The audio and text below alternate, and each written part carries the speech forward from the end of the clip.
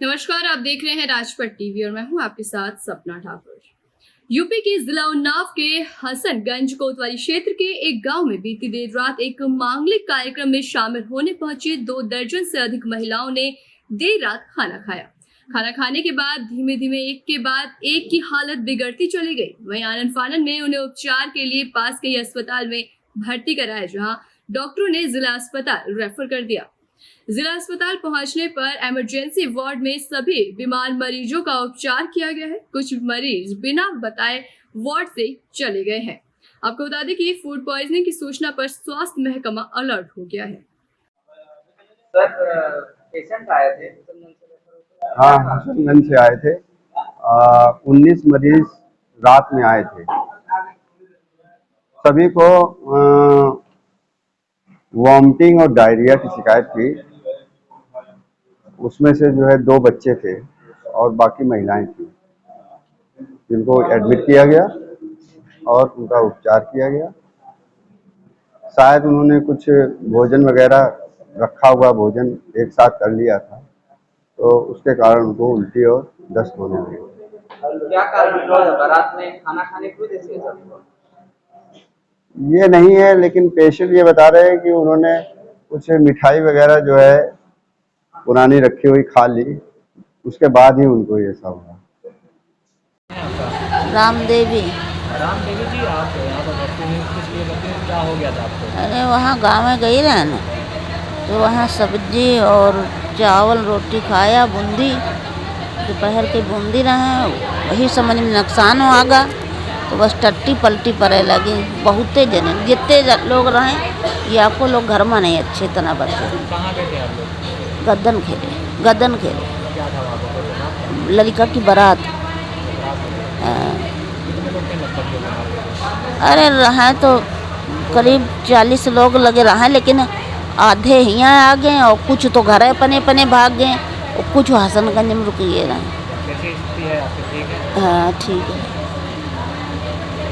वहीं 3 जून 2023 को थाना गिलौला क्षेत्र अंतर्गत ग्राम रामपुरा पौड़ा निवासी राम मोहन पाठक पुत्र प्रेमनाथ पाठक थाना गिलौला पर उपस्थित होकर प्रार्थना पत्र सौंपा गया है। तो वहीं उन्होंने कहा है कि उनकी नाबालिग लड़की जो कि घर बैठी थी, तभी दोपहर में विपक्षी शील कुमार पैड़ा थाना गिलौला जनपद श्रीवस्ती उसके घर आए और उसकी लड़की को कुछ काम के बहाने अपने घर पर बुला कर ले गया, और जहां काफी देर बाद लड़की घर वापस नहीं आई तो उसकी खोजबीन की गई, लेकिन वो लड़की कहीं भी नहीं मिली। इसकी सूचना पर थाना गिलौला में तत्काल मुकदमा संख्या कई में धारा पंजीकृत करवाया गया है। तो वहीं उसके नाम पर मुकदमा दर्ज करवा दिया गया। तो वहीं शील कुमार के परिवार वाले निवासगढ़ रामपुर पैड़ा थाना गिलौला जनपद श्रावस्ती के विरुद्ध पंजीकृत किया गया है।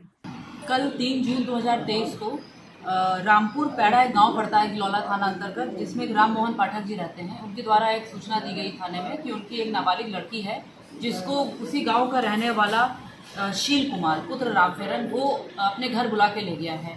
और काफ़ी देर तक जब लड़की अपने घर वापस नहीं आई, तो जब थाने में रिपोर्ट उन्होंने लिखाई तो थाने में 107/23 मुकदमा संख्या धारा 363 के अंतर्गत दर्ज हुआ है। आज हम लोग ने रात से ही कई टीमों का गठन कर दिया था, तो आज सुबह जो है जो अभियुक्त है उसकी गिरफ्तारी की गई है और अभियुक्त की निशानदेही पे हम लोग ने लड़की का शव बरामद किया है। प्रथम दृष्टया ये देखने में लग रहा है कि उसका बलात्कार करके उसकी हत्या की गई है।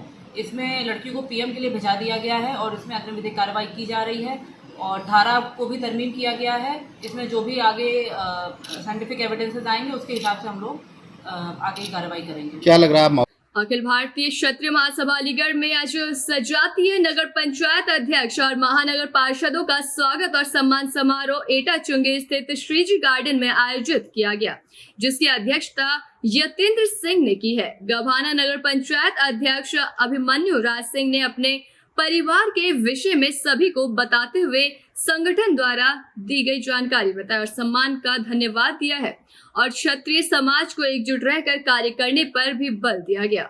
बरौली नगर पंचायत अध्यक्ष मनोज सिंह ने कहा कि मेरे प्रधानी के जितने भी अनुभव है उन सभी का उपयोग करके क्षेत्र में विकास करने की पूरी बात की गई है। खबर अलीगढ़ से है, जो अलीगढ़ में लव जिहाद और धर्म परिवर्तन का मामला बैकफुट पर आ गया है।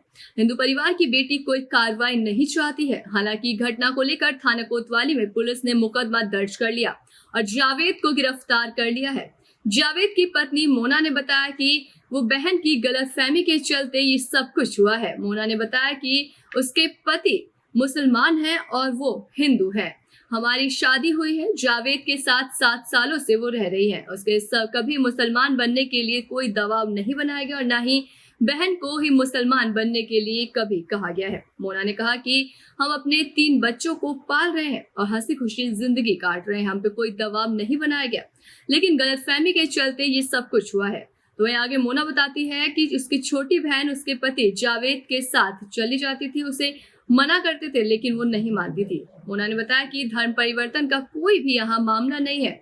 वो मेरे बच्चों को पाल रहे हैं, बहन और माँ को भी सहारा दे चुके हैं। मोना ने बताया कि उसने जावेद से प्रेम विवाह किया है और उसके परिवार और जावेद के परिवार को ये सभी बातें भी पता है और दोनों परिवार की इसमें मर्जी भी शामिल थी और बच्चों को पालने के लिए ये सब काम किया गया है। तो छोटी बहन की गलतफहमियों के चलते सब बखेड़ा हो गया। मोना ने बताया कि FIR भाजपा नेता विनय वार्ष्णेय ने करवाई है।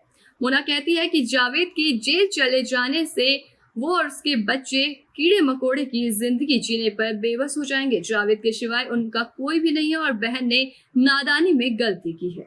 और मेरी बहन की तरफ से वो हुई है, जो वो गलती हुई है, जो मैं अब उसे कहना चाह रही हूँ कि मेरा पति जो है मुसलमान है और मैं एक हिंदू हूँ। आपकी शादी हुई है? हाँ हुई है। कहाँ हुई? मेरी पहले तो कहीं अंत हुई थी, पर मैंने जावेद को अपनी मर्ज़ी से करा। 7 सालों से रह रही हूँ जावेद के साथ, पर उसने कभी ऐसा ना कहा कि तुम मुसलमान बनो या तुम्हारा परिवार मुसलमान बने। जो भी थी उसकी और मेरी, अपने बच्चों को पाल रहे थे हम, हंसी खुशी की ज़िंदगी हमारी। पर एक गलती ने हमें ऐसा कर दिया कि हम मजबूर हो गए इस चीज़ से। वजह क्या हुई? वजह यही है कि मेरी छोटी वाली बहन जो है मेरे हस्बैंड के साथ चली जाती है हर बार, और उसे पकड़ के हमें उसे डांटते हैं, फटकारते हैं, पर नहीं, वो नहीं मानी तो हार के आदमी मेरा परेशान होकर लेके चला गया उसे। अच्छा, ये बात आ रही थी कि धर्म नहीं, ऐसा कुछ नहीं हुआ। ऐसा कुछ नहीं हुआ, कभी उन्होंने मुझसे ना कहा तो किसी से क्या कहेंगे। वो जब मेरे साथ 7 सालों से रह रहे हैं तो उन्होंने ना कहेंगे वो किसी से। वो मेरे बच्चों को मुझे पाले, इन लोगों को भी मैं रख रही अपने साथ। मैंने इन्हें सहारा दिया कि ये मेरे पास। अच्छा, आप ये बताइए मुझे कि आपकी मुलाकात कैसे हुई थी जावेद से? मैं पहले अपनी ससुराल रहती थी तो मैं परेशान रहती, माँ किराए के मकान में रहती। जावेद आते जाते काम करने, तो माँ मुझे इनसे आने जाने से ही, देखने भागने से ही इनसे मुझे वो हो गया प्रेम, जो मैं इनके साथ फिर रहने लगी। अच्छा, रहने के बाद आप इनके घर में रहती थी? कहाँ रहती थी? दोनों जगह। आपके परिवार को मालूम था? मेरे परिवार को पता था और मेरे ससुराल को भी पता, जावेद के घर वालों को, पर किसी ने जावेद के घर वालों को, पर किसी ने मेरे तरफ से कोई आधी आवाज़ नहीं उठाई थी, क्योंकि हम दोनों की मर्जी थी। क्योंकि मैंने अपने बच्चों के खातिर जावेद को करा। फिर जावेद से एक लड़की पैदा हुई और मैंने सोचा कि जावेद ही मेरा सब कुछ है, और जावेद ने भी यही सोचा कि मोना थी। पर बार बार आने से ही ऐसी बातें हो गई जो मेरी छोटी बहन की गलतफहमियां पैदा हो गई।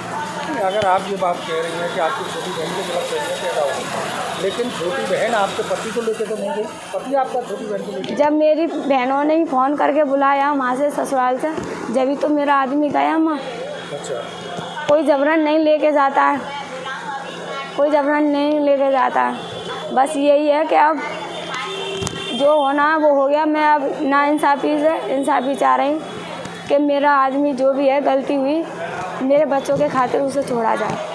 अच्छा, ये बताइए, जो FIR हुई है किस वजह से हुई थी? आप लोग लिखना पढ़ना नहीं जानते, FIR किसने करवाई थी? मेरी माँ ने कराई थी, वो विनय वार्ष्णेय के पास जाके मदद के लिए। तो मेरी माँ दूसरा से मुझे ले जाती है, तो विनय वार्ष्णेय कहता है, अरे FIR हो गई, लिखत हो गई, पर तुमने अपना आदमी बचा लिया और तुमने अपनी बहन को आगे डाल दिया।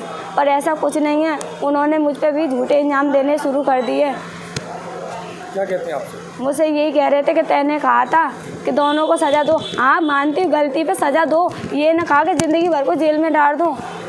सज़ा का मतलब दो सज़ा होती हैं, या तो वो कि जो सामने आके बुलाएं और उन्हें डांटे फटकारें। मानती हूँ 2-4 डंडे लग जाएंगे, वो जख्म ना होंगे, पर ऐसे ज़िंदगी भर के लिए कीड़े मकोड़ों की ज़िंदगी मैं जीऊँगी, मेरे बच्चे जिएंगे। मेरे साथ कोई नहीं है मेरे सिवा जावेद के। तो आप क्या चाहते हैं? नाइंसाफ़ी, नाइंसाफ़ी? इंसाफ़ी चाहिए, नाइंसाफ़ी ना चाहिए। यानी कि मेरी जो बहन गलती कर रही है, उसने चाहे नादानी पने में करा, चाहे जानबूझ के करा, पर कसूर मेरे आदमी का है, मानूँ मैं अपने बच्चों के खातिर उसे अपने पास रखना चाहती हूँ। ऐसी तमाम बड़ी खबरों के लिए देखते रहिए राजपट टीवी, सबसे पहले भाग।